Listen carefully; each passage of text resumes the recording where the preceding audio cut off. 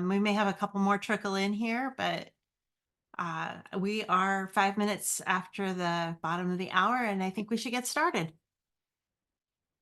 So, hello, everyone. Welcome, Eternal Kingdom community members, friends, and partners. We've invited people from several of the organizations that support us in advertising the Streamathon and with whom we share our core values. Thank you all for joining us today to celebrate a really incredible moment, our 10-year anniversary. We are recording this event so that our members who are rating tonight or have real life commitments don't miss out on the fun. Also, EK members, stick around after the keynote. We'll move to the EK Discord for our all guild meeting after this. There will be prizes. You have to be present to win. Also, there will be an opportunity for questions and answers after the meeting. For those of you who have not met me, I'm Bellissima, one of two guild masters for this community. Most of you know my GM partner, Snowmantle, who is here tonight as well. We are both genuinely excited to have reached this milestone in our community's eternal journey. To mark this occasion, we want to do something truly special. And what could be better for a community like ours than a conversation about how we connect with one another? So today, I am delighted to introduce James Robilotta, a professional speaker, leadership author, and improv comedian. James has led a bunch of teams, moved a bunch of decimal places, and changed a bunch of lives. But that's boring. So here are some more interesting facts. His hometown, Sayville, New York, was voted friendliest town in America in 1994. He is that guy on the plane who will talk to you despite the headphones you are wearing. He has hysterical and vulnerable interviews on his podcast, Diner Talks with James. And at his senior prom, he dislocated his right knee dancing to Shania Twain's Man, I Feel Like a Woman. Please join me in welcoming James.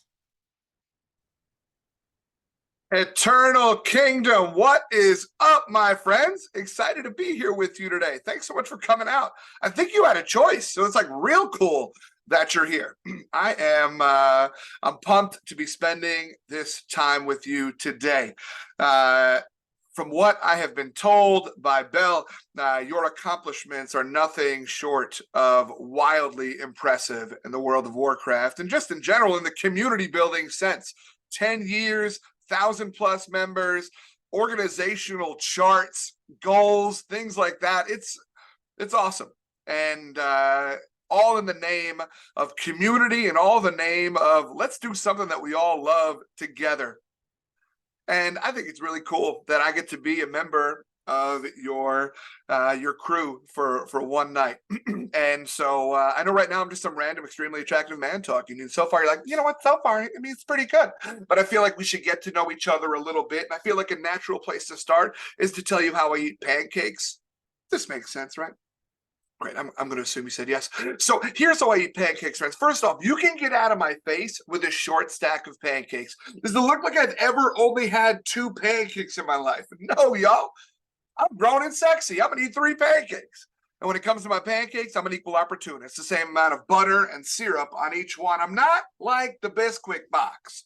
You've all seen the Bisquick box before, right? It's got the big stack of pancakes on it, a little yellow pat of butter up top, the syrup just delicately dripping down the sides. What? Go on? Oh my gosh, what? Okay.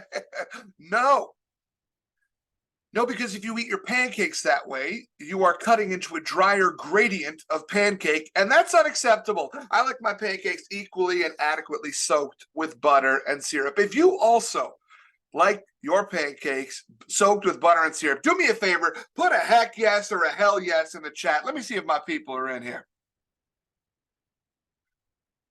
Let me see if my people are in here. There we go. There we go. Excellent.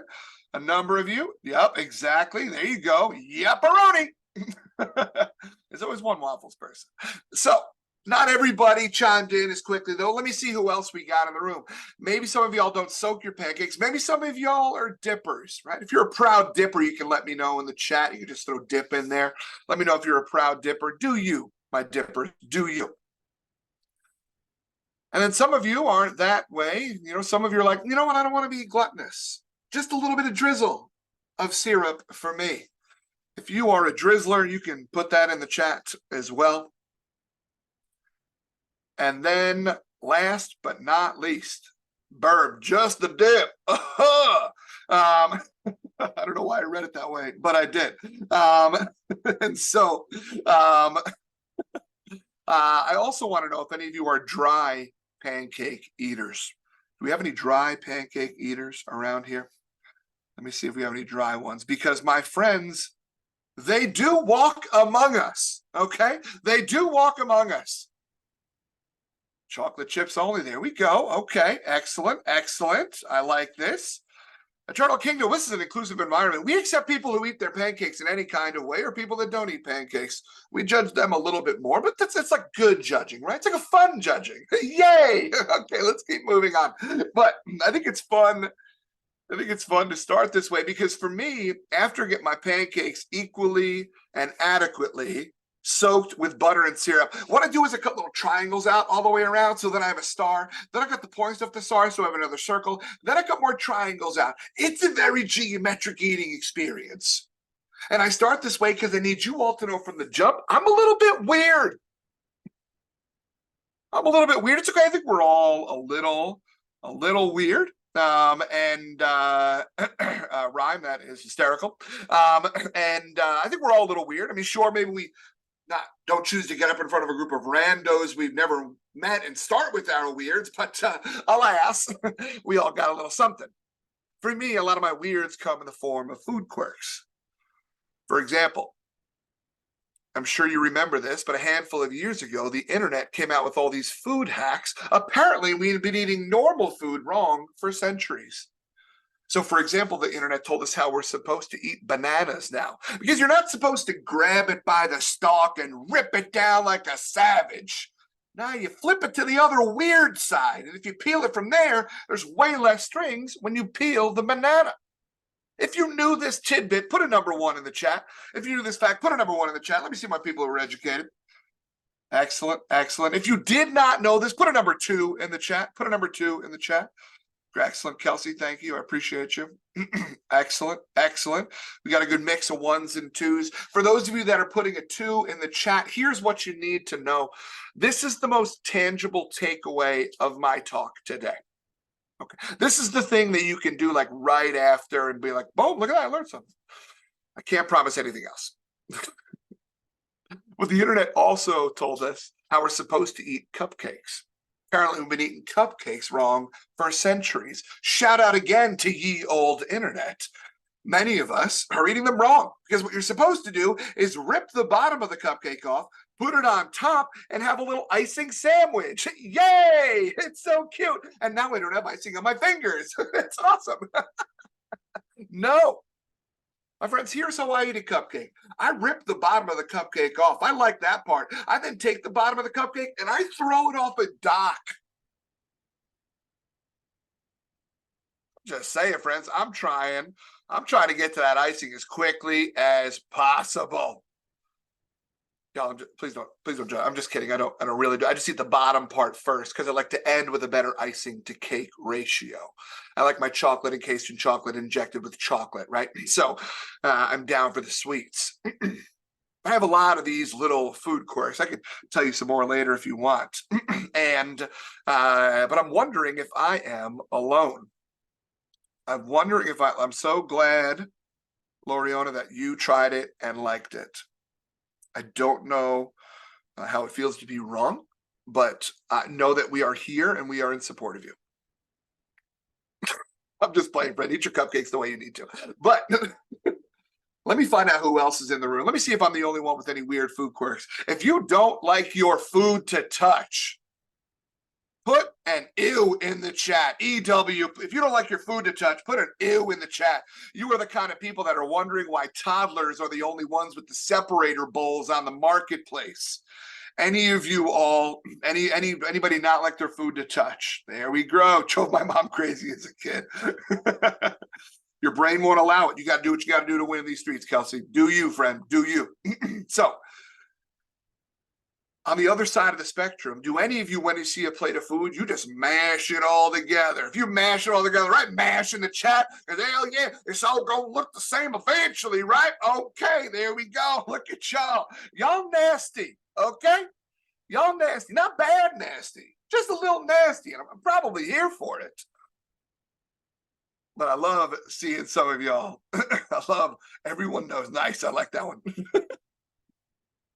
Let me see what other food quirks we have. If you all have a food pairing that you believe is delicious, but other people judge you for liking it, can you put that food pairing in the chat right now? Let me see what the diversity of disgustingness looks like around us. MASH, shout out to MASH. Great show. Noodles and cottage cheese. We started off strong, Zamora. Started off real strong with that. Are the noodles warm? Is the cottage cheese warm? Is anything warm? Is it just cold on cold? Baked potato mac and cheese? I'd go ham on that. I'd probably also put ham on that. Anyway, let's keep moving. Mixed cottage cheese and applesauce. I've heard that one before. Peanut butter pancakes with maple syrup. JD, you're a professional, okay? I didn't acknowledge it earlier, but it needed to be acknowledged, and I see you, my friend. Let me see what else we got. I combine all the different soft drinks and fast food place into a single. Yeah, I did that at Boy Scout camp. We called it a battery acid. I was fine after that. Small twitch, but that's all good. My mom likes peanut butter and Miracle Whip. That's good for mom. Shout out to the moms in the group, as another friend said earlier. Ketchup and chocolate bar. I'm glad you're here. I am glad you are here.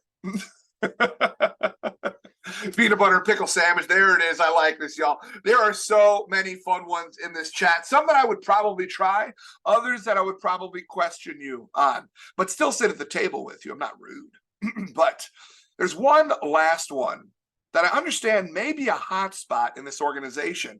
And it's funny because I use it in every single speech that I give, and I'm going to use it again right now because that's how passionate I am about it. Okay, I am an Italian from New York. I'm currently living in Minnesota, if you noticed the chat earlier, moved here 4 years ago. But I'm an Italian from Long Island, New York, and I have a theory. I have an opinion, a strong opinion, which I think nowadays, doesn't that just make it a fact? Is that what's going on? Wait, let's not worry about it. So I have a strong opinion, and here it is. Pineapple has no place on pizza. Get fired up. If you agree with me, fervently put a #1 in the chat. Tell me I am right. Yes, I love it. Yes, there we go. There we go. Belle, I knew you were against this, and I don't care, okay? I'm not trying to question your authority this early in the chat, but this needs to come out, okay? If you love pineapple on pizza, put a #2 in the chat. Where are my pineapple lovers? There we go. There we go. Awesome. Everybody take a look at these #2s, okay? They're wrong. They're wrong, but we love them. We love them. We are an inclusive environment. We welcome them. And we all make bad choices. And I'm still coming over. Still get the pineapple on your pizza. I'm still hanging out, sitting on your couch and eating all your pretzels, friends, okay? It's not going to keep us from friendship. Nothing wrong with a little judgment. I love this. No heels for you, sir. This is incredible. 1.5. There we go, Charles. There we go. I see someone put in there hot honey. Shout out to hot honey. That is a great product and good on pizza without pineapple. So I love this, my friends, because here's the thing. We all have a weird. And maybe you're sitting here watching this chat blow up and you're like, I might have a weird, but I don't have a weird like these people have a weird. It's okay. You do something else. I don't know what it is. Maybe you stick your finger in your belly button and smell it. Okay. I don't know, friends. I don't know. But we all have a weird, and I love starting with them. I love talking about your weirds because your weirds are little bursts of your humanity. They're little blips of your story.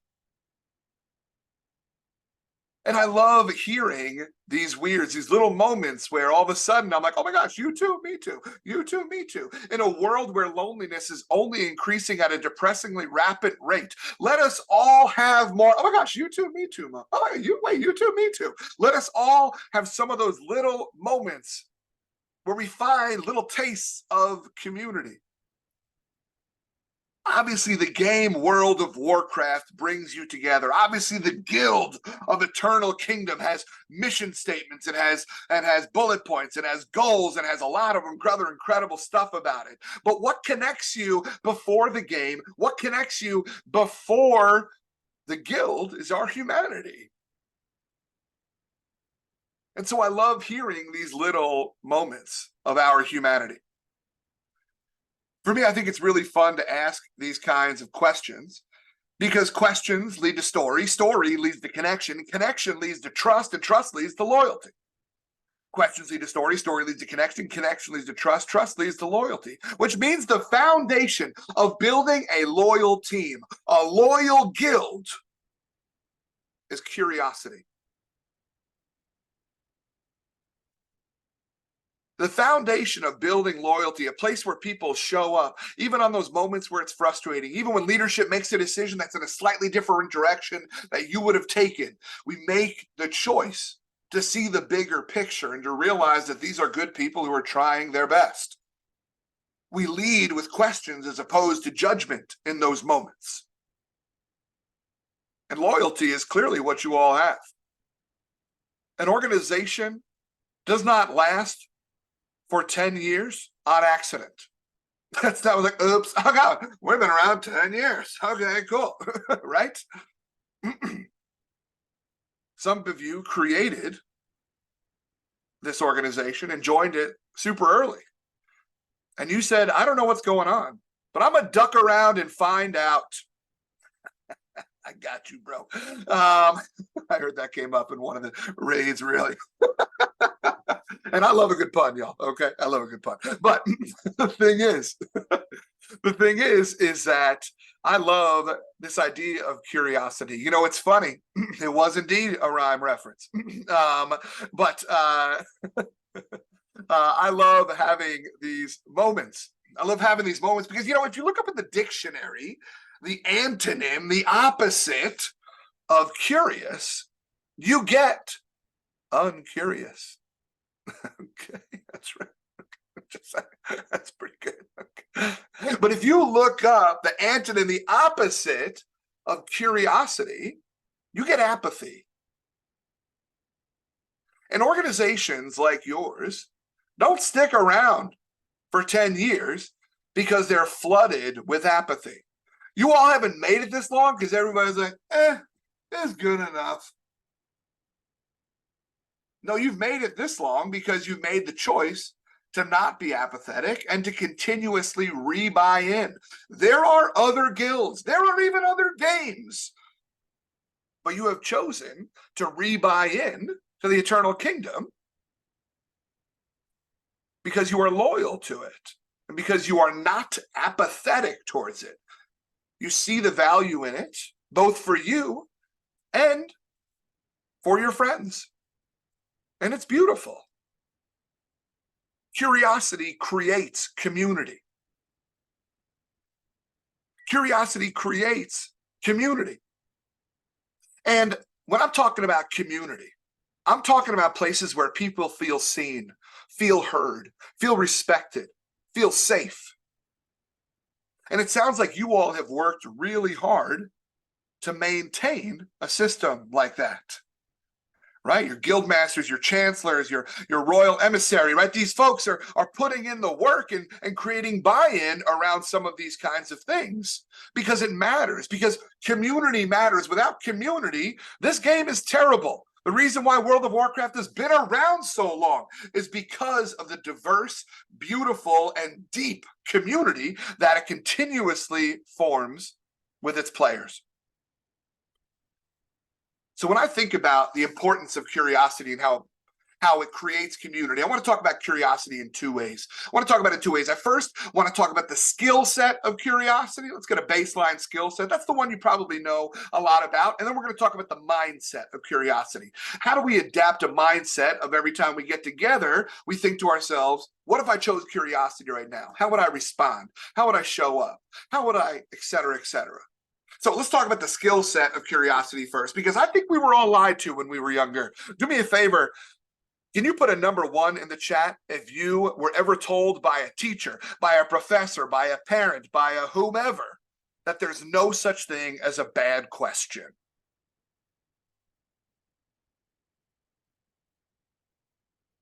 Yeah.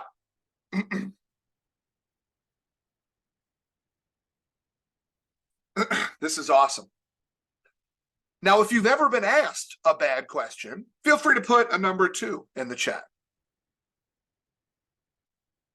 And then you start working in retail. That's funny. Yeah, for sure. Okay. We've all been asked a bad question before. Mythbusters. We just did it, y'all. Congratulations.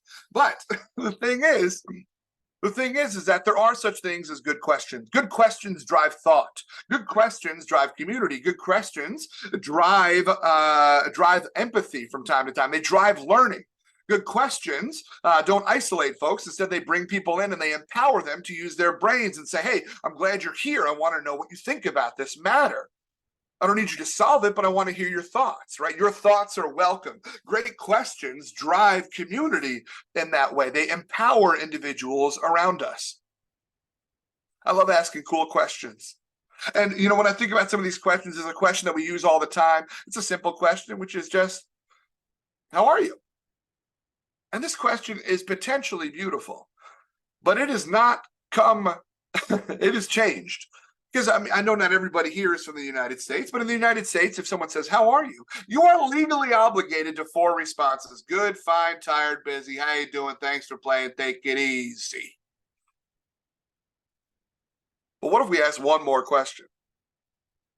What if we ask one more question? And y'all, I don't have a magical question for you right now. Let me go ahead and dispel that real quick. But what if we asked one more question in that conversation? Do we then let that person know, oh, cool, that's awesome. Well, here's another question, because I'm not going anywhere.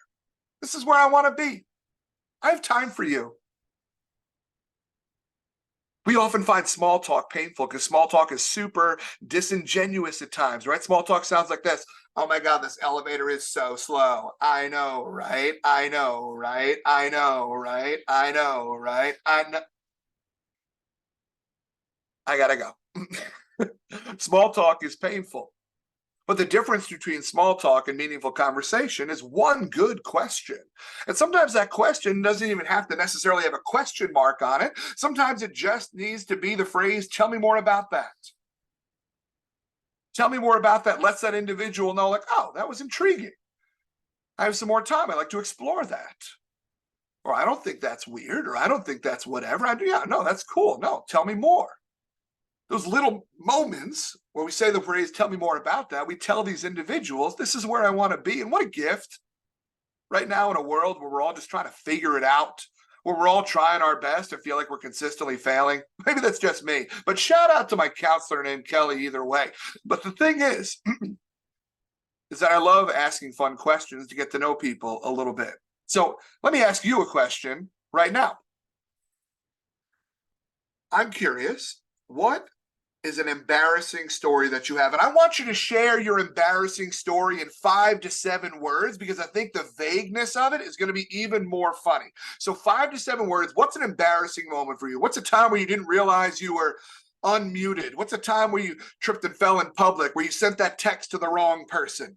5 to 7 words, ideally. Chuck something in the chat and let's see what kind of stories we got in the crew.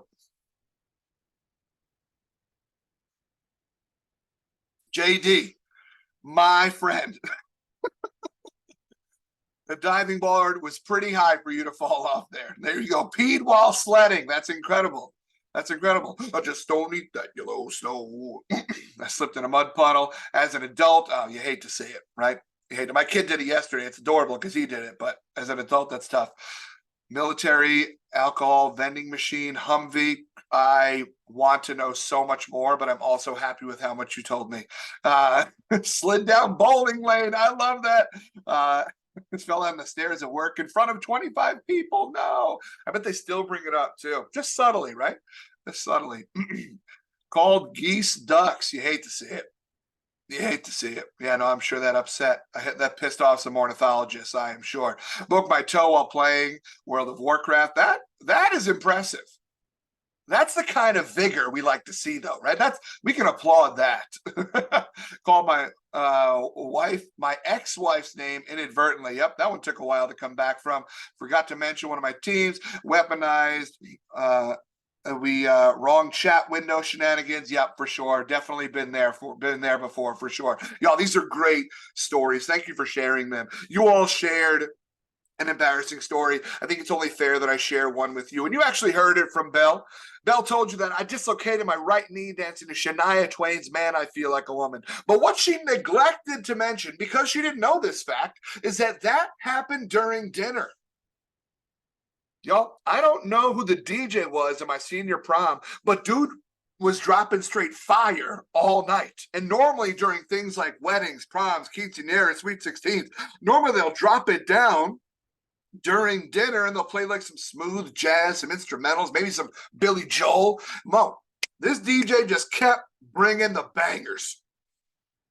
So me and my friends were like, yo, if he's gonna keep the dance floor hot, we got to make sure it doesn't get chilly. So I got out there, y'all, and skipped the first meal of my life. No shame, no shame. Having a great time jumping around. Then Man, I Feel Like a Woman comes on. And when that song comes on, if you know the song, you know you have two choices. One can either go hard or one can go home. I naturally said, let's go, girls, and went hard. And I'm jumping around like an idiot. At one point, I jump onto my right leg and my knee blows out. I fell to the ground. I had to pop my own knee back in. I then proceeded to drag myself to the side of the dance floor. My principal rushed over to me and handed me 3 ice cubes. To this day, I don't know if those are for my glass of water or my inflammation. But either way, it was very sweet. It's very sweet. My friends dragged me over to the side of the dance floor. We sat me down. We elevated the leg. They handed me some chicken parmesan. So I cried into some chicken parmesan. Some of you call that Tuesday. That's fine. And that's fine. Later on in the night, they played the song Just Bust a Move. If you remember this old school track. And you want it. And you got it. They played that track. Everybody at my senior prom was like, hey, just bust a knee. Y'all, that's disrespectful. And it's 100% true. It's 100% true. I think it's fun when we share these fun stories about ourselves. These little moments where we humanize ourselves and we recognize that connecting on a humanity basis is what creates more loyal teams in the end. Connecting on these funny stories where we start to open up just a little bit, right? Sharing an embarrassing story is not crazy. I'm not like, okay, everybody, let's share your darkest insecurities. You go first. No, don't be awkward.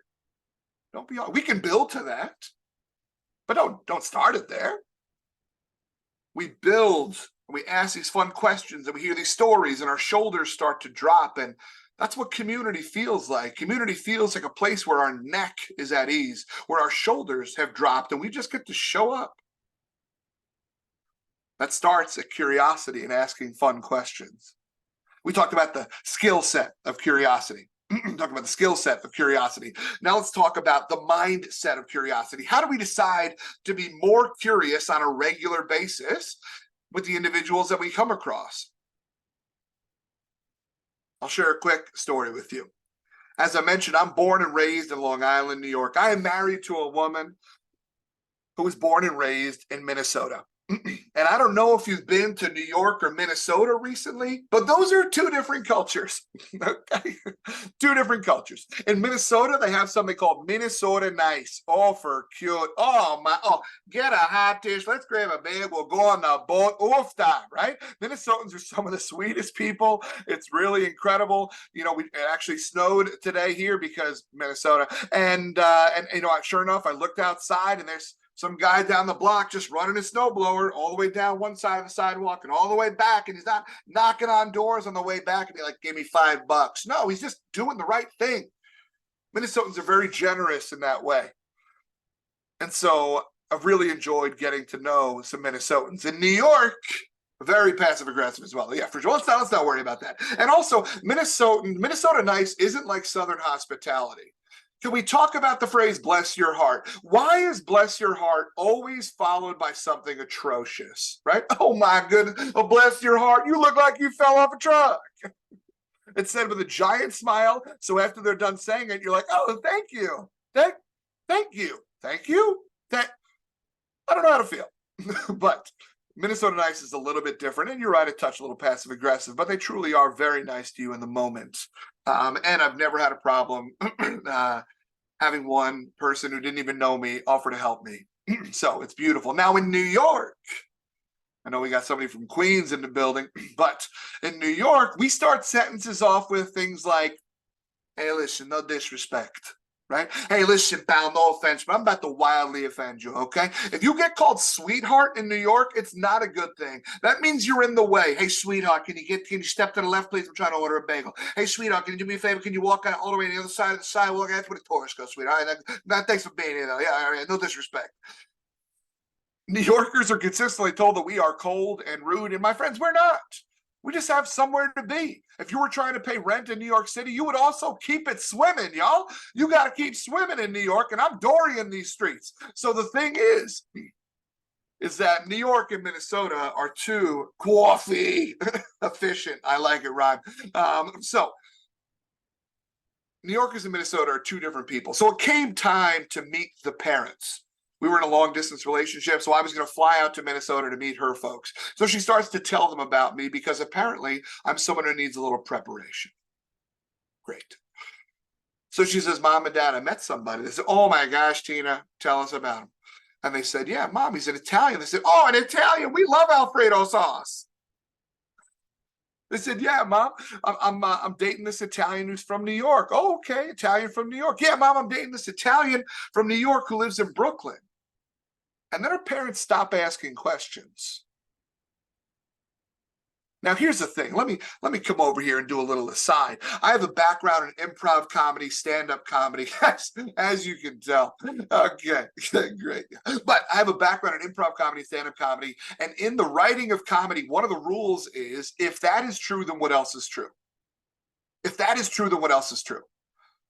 You can think about some of the shows that you've watched who bring you deeper and deeper into their absurd worlds by applying, if that's true, then what else is true, right? A very recent example is obviously Schitt's Creek, right? Let's take this extremely wealthy family, let's put this in this extremely small town, and let's see what happens, right? If they were used to this, then what else is true, and how does that affect their relationships, what they're trying to do, et cetera, et cetera. And every single episode was literally just another beat of, if that is true, then what else is true? It's brilliant.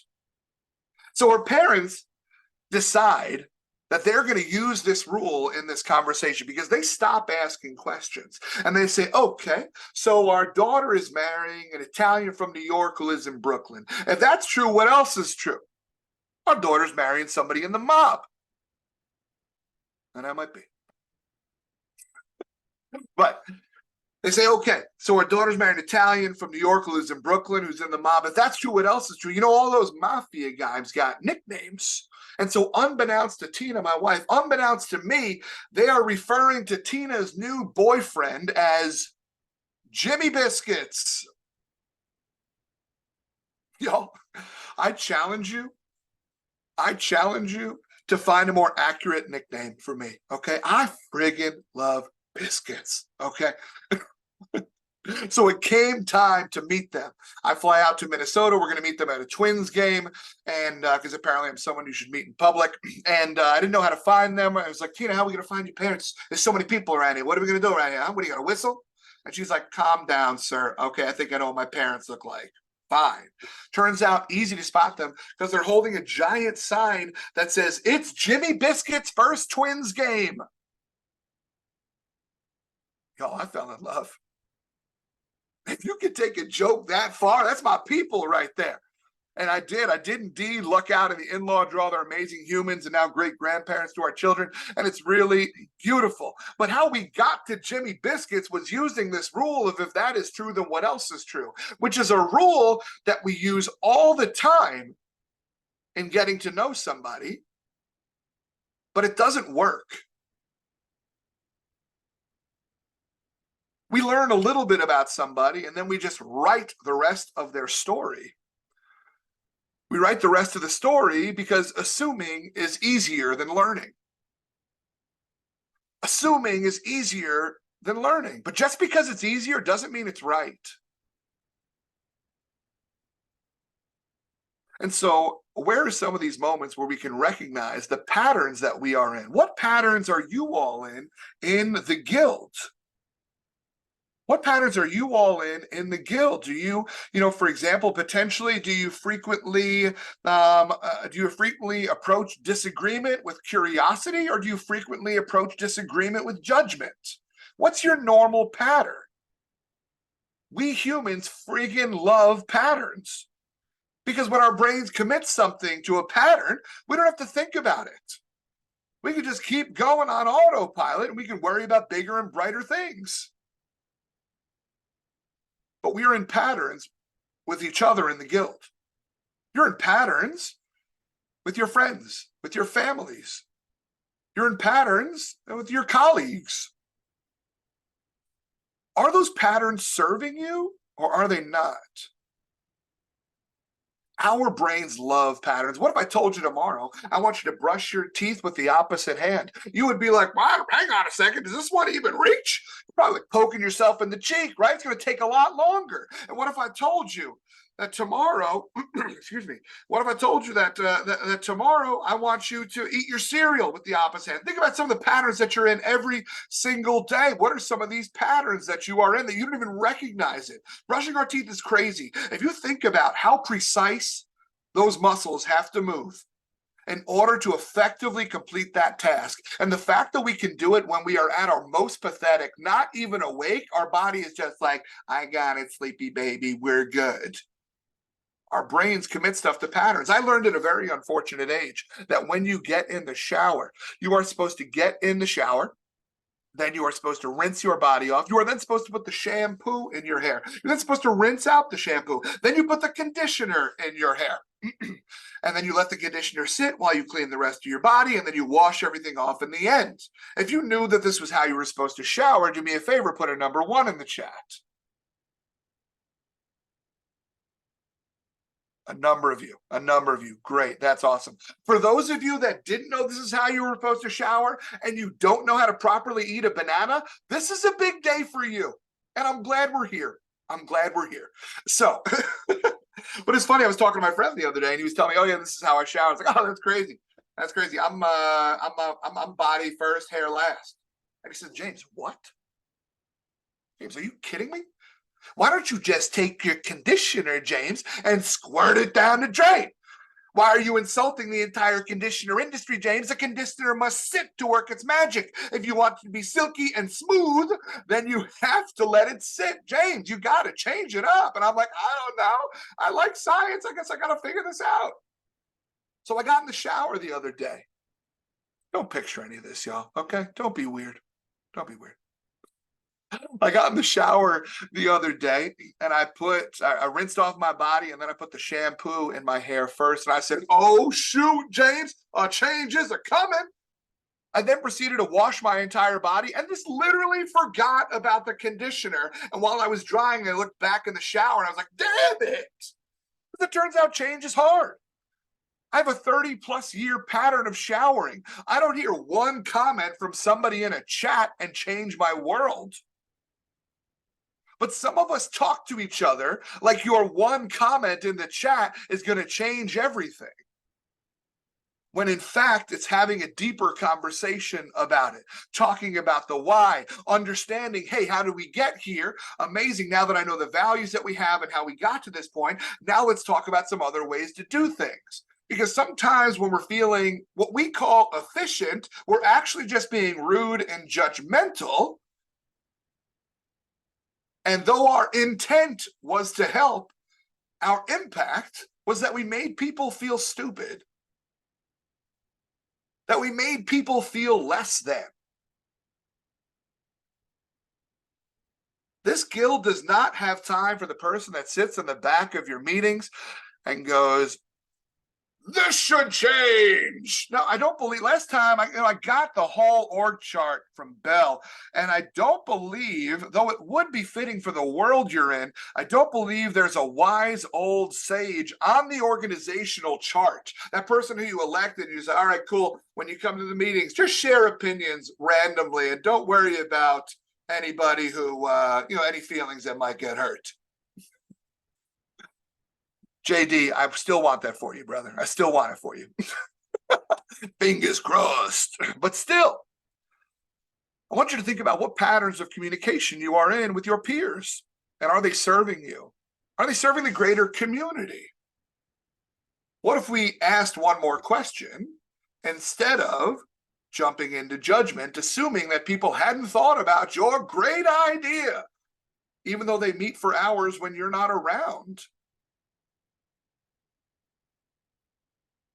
Oh boy, sock, shoe game. Here we go. It's about to light it up. I thought we were going to start a fire with the pineapples. Let's see where this one goes. So I love this idea of trying to adapt a mindset of curiosity, but it takes commitment. It takes making the choice every day. It takes making the choice and saying, I'm going to choose this. And commitment is patience plus persistence. Commitment is patience plus persistence. And when I'm talking about commitment being patient, what I'm talking about is how growth is a process. And when I'm talking about commitment is persistence, I'm talking about how growth is a process. We cannot expect a people turn on a dime. So how do we give them the space to grow? Right, the classic cliche analogy of turning a big ship, right? You don't just turn the wheel and all of a sudden you're banging a Yui. It takes a minute, right? It took me a long time to learn how to shower more correctly. And I'm proud to say, y'all, I have gotten a lot better. Thank you. I know that you were concerned. But commitment is also persistence, because we can't just stay the way that we've normally always been. One of the reasons why Eternal Kingdom has been around for so long is because it's evolved. It's made the choice to grow and change with the times. And obviously there's some area where it could be a little bit better about that. That's great. Welcome to every organization, but it's trying. And that says something. So when we think about that idea of being persistent versus patient, that's what we need to be with those around us. And it often looks like asking one more question. My name is James Taylor Robilotta. And I was named after my grandfather, James Taylor. James Taylor, not the singer, but we love the singer, so it just kind of worked out, right? That was a win. But my grandfather, James Taylor, was a Marine in World War II. He then came back and joined the force of the New York City Police Department. And he rose up the ranks until he was second in command of the NYPD. Second in command of the NYPD. We have pictures of him around the house of him shaking hands next to President Carter. It's really special. He was there in New York City for some iconic moments. He was there for the Harlem riots. He helped bring down a famed serial killer named Son of Sam. He was there for the subway fires, He was also on the organized crime division in the 70s in New York City, which was when you wanted to be on the organized crime division in the 70s, right? That's what all the movies are about. And so my grandfather's seen a lot of things, been in a lot of rooms. And I'm named after him. And that's a lot. That's a lot. But I'm also his youngest grandchild. And so by the time I came around, he retired from the force when maybe I was 4 or 5 years old. So I don't necessarily remember him as police officer grandpa. I just remember his grandpa.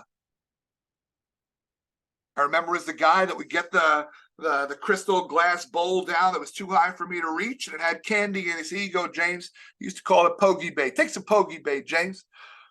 Then he'd put it back up. And then when we were leaving a little bit later on in the day, he would come up behind me and he'd put $2 or $3 in my hand. Say, here you go, James. Just a little walking around money. My grandfather was a man who did the right thing. When he retired from the force, this continued. He was very deep in his faith, and he used to drive any and every little old person that could not get to church on the day that they wanted to get to. The church didn't have a van. My grandpa's van, my grandpa's Dodge sedan was the van. He would just drive around and help people get to be able to practice their faith when they wanted to. He was also a woodworker, and he would go in his shop and he would make hundreds and hundreds of mangers, and he would donate them to the parish, right? Something that he believed a lot in, just to do the right thing. He was just a man who was incredible at being the right thing for a lot of people. And so I was around 19 or 20 when I got a phone call from my mother. And she said, "James, your grandfather died today." And y'all, that rocked me. It rocked me for a lot of reasons. Number one, the reason why it rocked me is that I am very fortunate and that I have a beautiful relationship with my parents, and that they are both still alive. Now, they are 76, and so the clock is ticking, and it's absolutely mortifying. But what I'm saying is that I don't yet know the loss of someone of that magnitude in my life, and I am very worried about it, and I can only imagine what it will be like. And I wanted to be there for my mom, but I couldn't empathize with her. So I just loved her and let her talk and tell stories and things like that. But I wanted to be there more for my mom, and I just couldn't. It also rocked me because this was, like I said, right around 19 or 20. And I had gone off to college. It was right around this time that I realized, holy shoot, people got stories.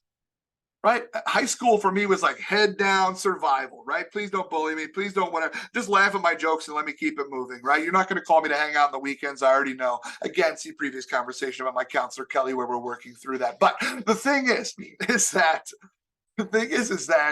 I I didn't realize that people had stories. And it was right around this time that I went through my first breakup that I ever had. And I haven't had many, so don't worry about that. But I went through my first breakup, and I was telling my dad about it. And he was like, "James, yeah, breakups suck. They're really hard. I'm sorry you're going through that. You know, the ones I've been through lingered with me for a while. They're really hard." And I was sitting there in the back of my head like, whoa, whoa, whoa, whoa, whoa, whoa, whoa. Father, you have been touched by another woman? Does mother know about this? Right? At that point, I just assumed, for whatever dumb reason, that mom and dad met, mystically so, and then had their 3 boys, and here we are, happily ever after. Nope, turns out life happened before they met each other. Turns out attempts at love happened before they met each other. And so hearing my dad tell these stories, I was like, wait a minute, Dad, if you got that story, you probably got more stories. And in that moment, I was like, wait a minute, Grandpa's got stories. But I missed it. I missed the opportunity to be curious. I never got to ask my grandpa, what was it like, you know, going across the Pacific Ocean in World War II, like, to who knows what? What were you thinking? Grandpa, what was it like sitting across from these mob bosses, arguably some of the most powerful people in the world, and you're sitting across from them at the precinct? What are you talking to them about? You're like, another hot day, right? What are you talking about? I never got to ask my grandpa, what was my mom like as your daughter? I missed it. Curiosity is a choice. And I wonder if you're making it. As you look to deepen your community in this incredibly impressive organization, it starts with curiosity, because that punches apathy in the face. It also starts with a little bit of vulnerability. And yeah, I waited 95% of the talk to bring up the word vulnerability, but here we are. Vulnerability is scary. A lot of times when we hear vulnerability, we associate with the word weakness. But if vulnerability is such a weakness, then why is it so damn hard? Because let's be honest, y'all. It is easier to not ask for help than it is to ask for help. It is easier to avoid and compartmentalize than it is to own and confront. Vulnerability takes courage, and we are courageous when we need to be. But it's not just the vulnerability in what we share.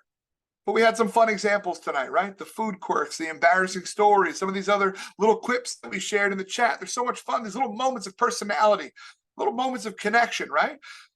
Vulnerability isn't always just like, all right, tell me your deepest and darkest secrets. All right, the more trauma, the better. Snowman, till you're first, go ahead, right? It's not what we're talking about. Okay, don't be awkward. If your friendships have grown to that point, that's beautiful. Never let those people go.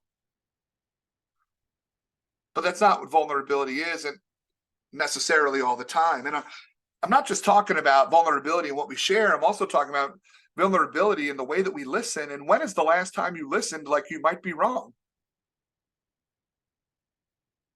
We live in a world where more people are interested in being right than what is right. And it's hurting us. There's no place for that in the eternal kingdom. What if we led with curiosity as opposed to judgment? What if we led realizing that maybe the impact of our comments were hurtful, even though our intent was positive? What does it mean to just say, hey, I'm sorry? That was me. I meant it to come out this way. It came out this way, and I apologize. That's on me. I could have phrased that a little bit better. Just those little moments.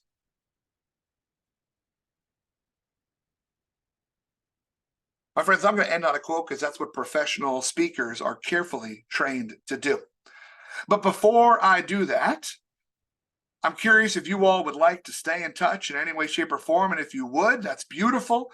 As a gift, because I've never gotten to speak to a group like yours before, I want to give you a free copy of a book that I wrote called Leading Imperfectly. And if you're excited about that, you can either snap a picture of this. This actually be a better way to do this. Hang on one second. Don't do that. Stop share. This is the better way to do it. Let's keep it clean. We'll just give you a link.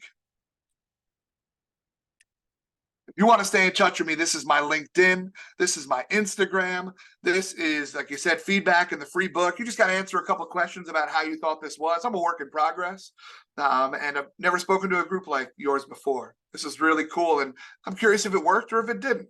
Right? I'm a work in progress. So let's find out. To get the book, make sure you type in the code book in all caps. And if you don't like free things, then don't worry about it. Keep it pushing. Or if you don't like free things, you like buying things, it's available on Amazon. So do what you got to do in these streets.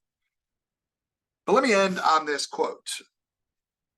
Before I do that, let me also really quickly thank Belle for the work that she has put in to make this happen.